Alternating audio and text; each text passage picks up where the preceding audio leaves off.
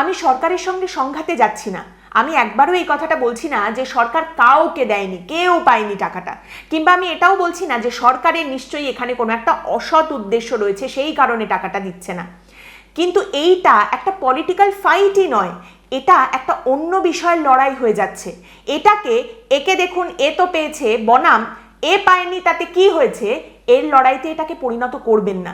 সেটা করলে কিন্তু আপনারই ক্ষতি, ফান্ডামেন্টালি আপনারই ভোট ব্যাংক আপনার থেকে সরবে। বাম, কংগ্রেস, তৃণমূল, বিরোধী, নিন্দুক কারোর কাছে কিচ্ছু প্রমাণ করার দরকার নেই। আপনার নিজের ভোট ব্যাংকের কাছে নিজেকে প্রমাণ করতে হবে যে কাজটা আমি করলাম। কাজের বেলায় কাজী আর কাজ ফুরলেই পাজি, এইটা কিন্তু গোটা পৃথিবীতে গ্রাম শহর যে কোনো জায়গার যে কোনো মানুষ একেবারেই ভালো চোখে নেন না। দেখুন, যুক্তি দিয়ে পরিসংখ্যান দিয়ে সরকার অনেক রকম কথাই সামনে রাখতে পারে, কিন্তু বাস্তবের মাটিতে চিত্রটা অন্যরকম। বাঁকুড়া, পুরুলিয়া, দুর্গাপুর, আসানসোল, মালদা, একের পর এক জায়গায় দেখতে পাওয়া যাচ্ছে মহিলারা ক্ষোভে ফেটে পড়ছেন। একটাই তাদের বক্তব্য, তাদের পাওয়ার কথা, তারা যোগ্য, তারা সমস্ত তথ্য জমা দিয়েছেন, সেগুলো যাচাই হয়েছে, কিন্তু তারপরেও অ্যাপ্রুভড হচ্ছে না, তারা টাকা পাচ্ছেন না। যেমন ধরুন, বালুরঘাটে মহিলারা ক্ষোভে ফেটে পড়েছেন এসডিও অফিসের সামনে, সেখানে তারা বিক্ষোভ দেখিয়েছেন, পাথর ছুঁড়েছেন, সেখানে তারা ভাঙচুর করেছেন। তারপর ডিএম অফিসের সামনে গিয়ে তারা বিক্ষোভ দেখিয়েছেন, রাস্তায় বসে পড়ে অবরোধ করেছেন, কিন্তু তারপরেও তারা কোনো সদুত্তর পাননি, কোনো উত্তর পাননি এত কিছুর পরেও। এবার এখানে আশা করি আপনি নিশ্চয়ই এটা বলবেন না যে এরা সকলে টুকরে টুকরে গ্যাংয়ের লোক বা কাশ্মীর থেকে ট্রেনিং নিয়ে এসেছে। আশা করি এইটুকু সুমতি অন্তত রয়েছে। কি বলছেন এই মহিলারা, তাদের বক্তব্যটা কি?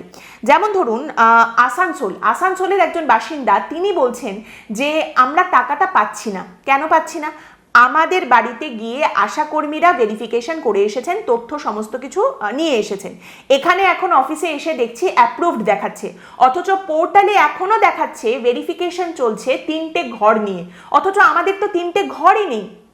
কোচবিহারে বিজেপির মন্ত্রী ম্যাডামের বাড়ির সামনে, সেখানে মহিলারা সকলে জড়ো হয়েছেন, তারা প্রচণ্ড রেগে রয়েছেন বা দুঃখে কান্নায় ভেঙে পড়ছেন কেউ কেউ। সেখানে তাদের কি বক্তব্য?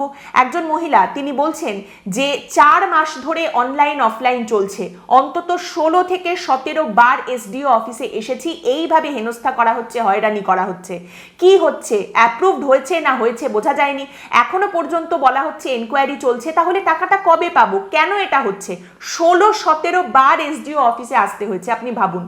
এবং সেখানে মন্ত্রী ম্যাডাম বাড়িতে নেই, পুলিশের তরফ থেকে বলা হচ্ছে মহিলাদের মন্ত্রী ম্যাডাম নেই, তাহলে তিনি আর কি কথা বলবেন, কি শুনবেন?